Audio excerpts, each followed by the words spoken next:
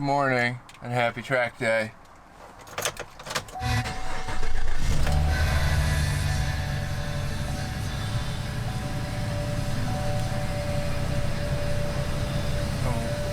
Why is it so cold? I just passed tech, and that was the easiest tech that I've ever done in my life. So let's finish the setup.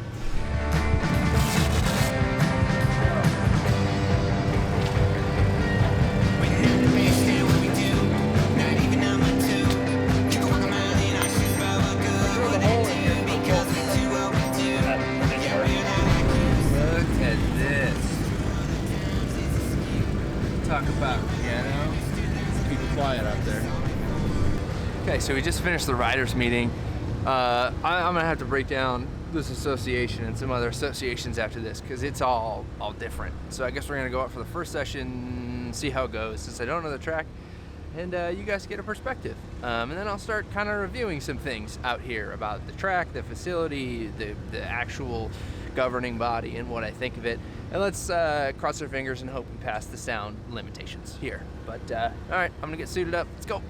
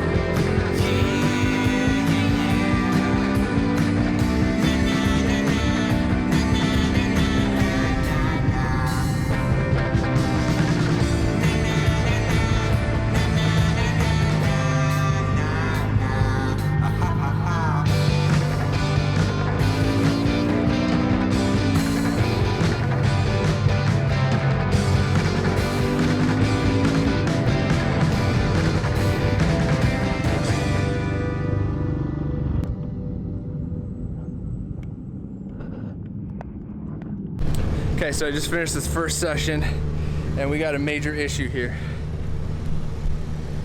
Look at this. I don't know if you can see this yet. Let me try to get it to focus. Hold on. Like, it is absolutely melting and frying this exhaust. So I'm gonna have to, like,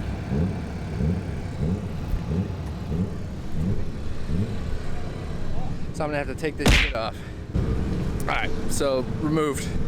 And yeah, I mean, just, I don't know if it's just the sticker or what, but like, I hope you can see this. If not, I can put a picture up. But dude, that is so bad. All right, we're gonna run it without, and we're gonna see how that one goes. But other than that, track's fun. Scraping knees. Ha.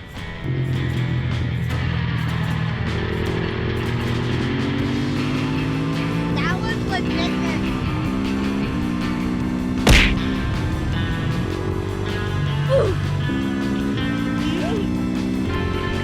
Got it!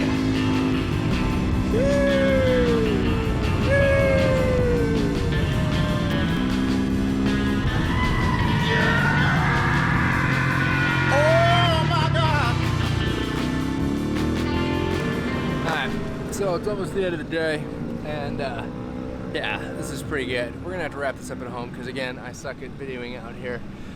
Track, I would give it a, I don't know, like a 7.5 out of 10, but it's pretty good. I don't know. We're gonna collect all the thoughts and everything when we're out of here and home. But until then, Enjoy.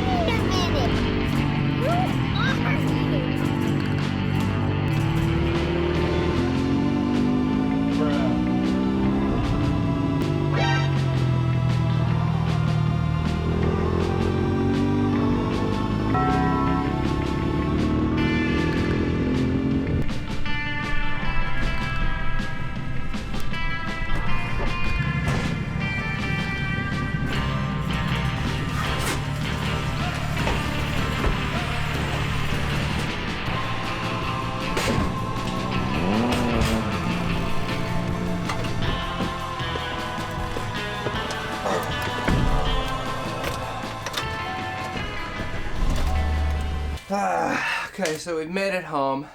Everybody's safe and shiny side up. And that's so dumb. No, I'll do this again.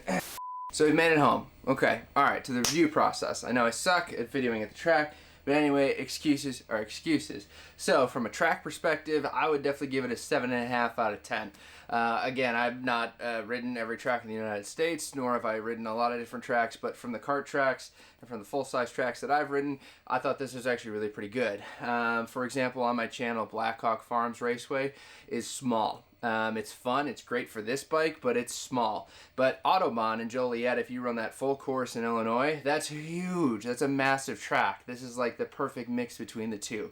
There's enough tight sections and straightaways to have fun on this bike and to keep up and to not let them leader bikes, you guys, you know who you are, absolutely run away from me on the straights, and I can still catch you in the corners and braking zones. But other than that, the facility, definitely the weakest facility I've seen so far. Even some kart tracks have had better facilities than this. It's just basically a blacktop and then a track. Which, if that's your thing and it's a single day event, perfect, right?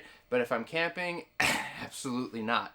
The scenery, however, makes it absolutely beautiful with the mountains around the track on the back end and everything. Oh my god, it's awesome. So facility, give it a 4 out of 10. Now, again, we saw how I tested this bike and how loud it actually was before I went to the track and in preparation for that, because all that I heard was that you're going to run into sound regulations and you're going to get booted off the track, you're going to get black flagged and thrown out of here, and you're never going to be able to ride this bike at Arizona Motorsports Park. And I'm here to tell you that's not the case.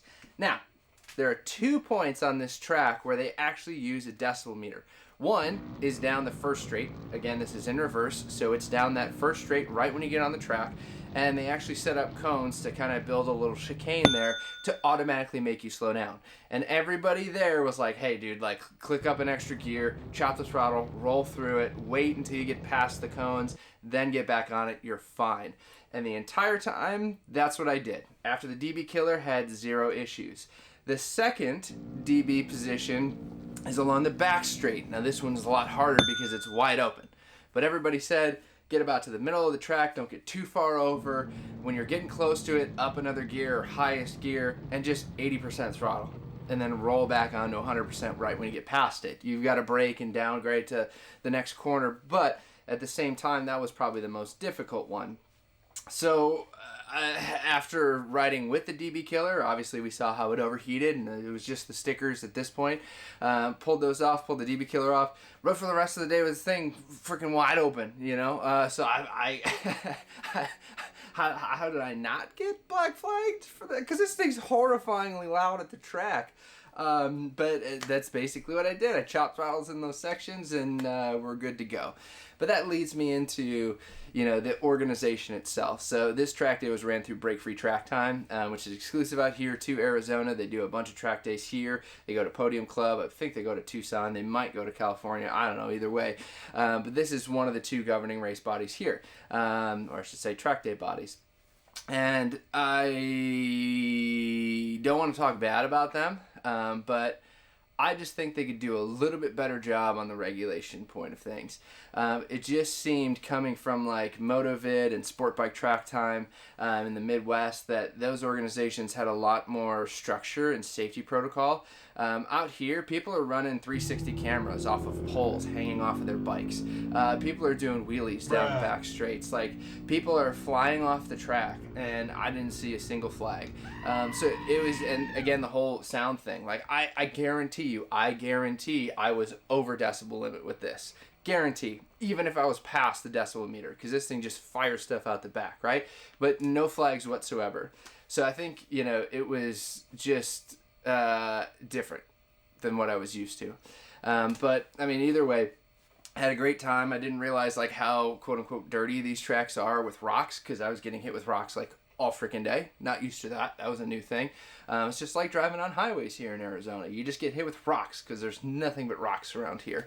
But other than that, it was a fun day. It was a great day. The bike performed well. I'm riding in like the B1 group, so like almost to the top tier group, and it's fun. It's awesome. This bike just keeps getting better and better and better, and I think just a little bit more power on the front brake so I can come in a little bit hotter, I think it'd be key. I found my niche of passing people in braking zones and in corners. Straights, I'm still struggling. I do okay, especially with everybody underpowered, but for everybody else, I can't keep up. You know, some 600s, every liter bike, I can't keep up with the straights, but I'll get you in the corners and in the braking zones. But either way, I hope you guys learned something today in this video and at least saw my insight into Arizona Motorsports Park, break-free track time, and just what it's like for my first track day out here in Arizona. If you got experience with break-free track time, Arizona Motorsports Park track, or just any other insights around here in Arizona, like Podium Club, maybe anybody in Tucson, let me know in the comments down below and keep the discussion alive. But I guess until next time, remember, keep riding.